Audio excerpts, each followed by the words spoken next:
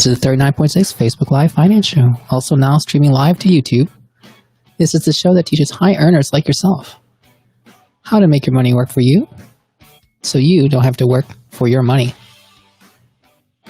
We talk general investing, taxes, real estate, syndications, Airbnb, paying for college, childcare, and even the car you drive.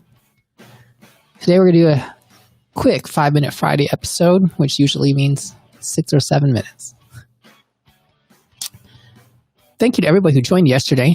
There were a lot of people here for the 529 talk. I'm always surprised when some certain topics bring a lot of people into the episodes. A lot of people are really interested about 529s.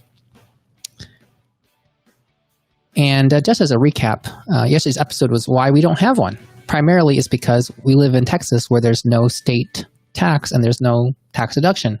Also, you can't self-direct your investments and can't invest in real estate. So here's another one. I didn't get to it because I wanted to spend more time on it.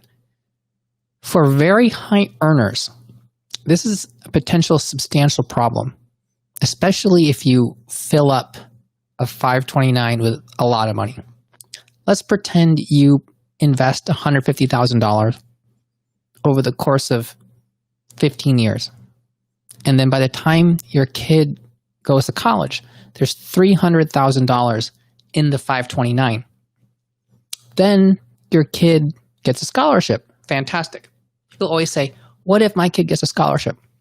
So if you get a scholarship, there's a special provision that allows you to take money out without paying any penalty. Fantastic. But there's still a penalty that is not really considered a penalty because of the way a 529 is taxed. So let's pretend your child gets a $300,000 scholarship, everything paid for, private school, room and board, even maybe public school with room and board will be $300,000. So you don't need any of that $300,000. You don't want to save it for graduate school. You don't want to pass it on to anybody else. You don't want to use it for cooking school. You want to take the money out. So let's pretend you take all that money out. What will happen? You put in $150,000. That money was all after-tax money. It's not Roth money. Don't confuse it with Roth. It's after tax. So you can get that $150,000 back without any penalties. The other $150,000 was gains. You put in $150,000, it gained another $150,000. You pull all of it out. $150,000 you put in is called your basis. That money was already taxed before. You pay no tax on that.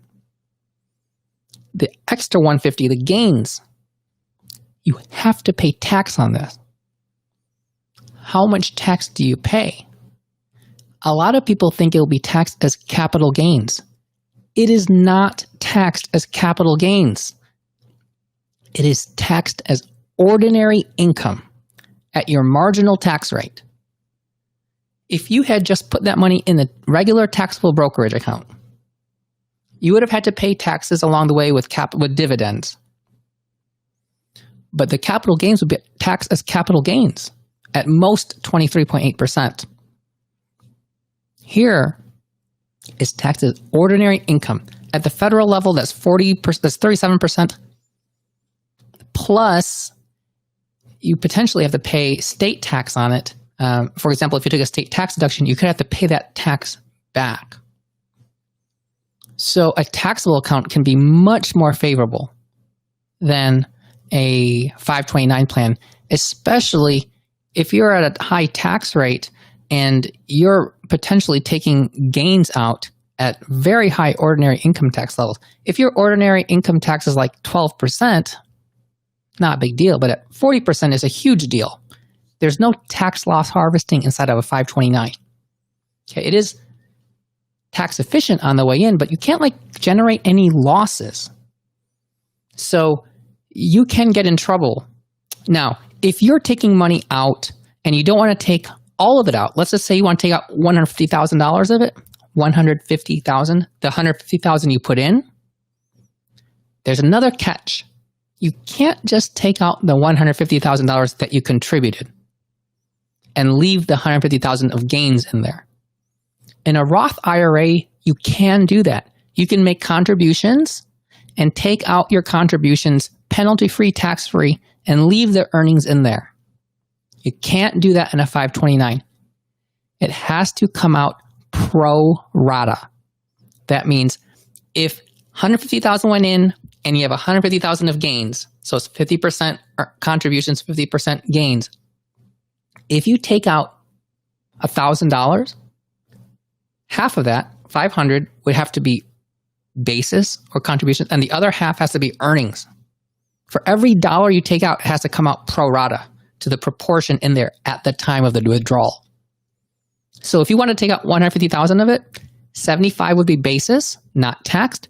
The other 75 would all be gains and be taxed at your marginal tax rate. Crazy. A lot of people don't know this. But when you get a tax form for this, you get a 1099-Q, I believe, and that just gets thrown on as other income on your 1040. It does not go on to Schedule D, where capital gains is. So it's taxed as ordinary income. It's a huge, huge, huge penalty. Now, if you were to take money out that is not for a qualified use for school, then not only do you have to pay the ordinary income tax on the earnings, but you're also going to pay an additional 10%. That's the actual penalty. So if you're at the 37% bracket, you're paying 47% on those dollars. So yeah, it is not liquid money, as in you can't just access that capital. If you try to take money out of it, you're going to be taking out part of it that's basis, that's fine, but the part that's earnings, you're going to be paying your marginal tax rate plus 10% extra tax. You would have been way better in a taxable account. So you don't put money into a 529 unless you plan to use it only for school expenses. And if you have money in 529, don't super overfund it. You know, there's if your kids get a scholarship or whatever, or unless you're planning on moving that money to another person who's going to be able to use it, you don't want to have too much money in there because the tax of the extra can be way worse than having it never gone in there in the first place. All right. I got to switch. I keep forgetting to look at the chat box. All right.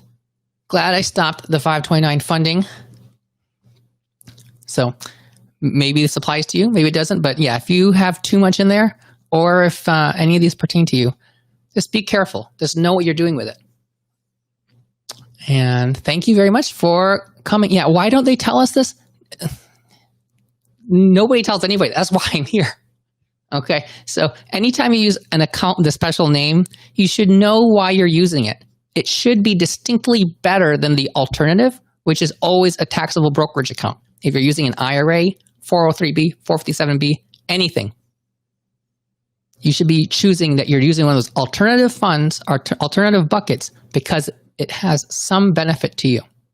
Now, if you need to put it in there just so you don't blow it, yeah, then that's a good reason to have it. But can you think about, imagine if they had an account for everything. Let's have special accounts for vacations, special accounts for saving up for a car, special accounts for weddings. I mean, they just happen to make one for college. But each state's program is different. It's so complicated. But without these plans, a lot of people won't save. So it's probably good for a lot of people. Maybe not. All right. That is it for our 9-Minute Friday. Until tomorrow, episode number 83. I think we're going to cover a bunch of taxes this week because it is tax season. All right. How did I know this? I look these things up because I don't know the answers to them. And I'm like, I got to figure this out. And so I look things up and yeah, I find out the answers. And sometimes I just find them in forums. Other people ask similar questions and I read through the thread and people who know more than I do put answers. And then, like you guys, I'm like, oh my gosh, how did I not know this? Why didn't anybody tell me about it? And then I remember it because it's like blows me away at how important this is. But most people just never talk about it. Also, if you note, most financial advisors, they don't make money on 529s. So it's not something they sell. You don't hear about things that financial advisors don't have because those are the people who are out there promoting, trying to make money, right? When's the last time you saw a commercial on a 529? Right. Okay. Good night. This is not legal, financial, accounting, any other advice. Until tomorrow.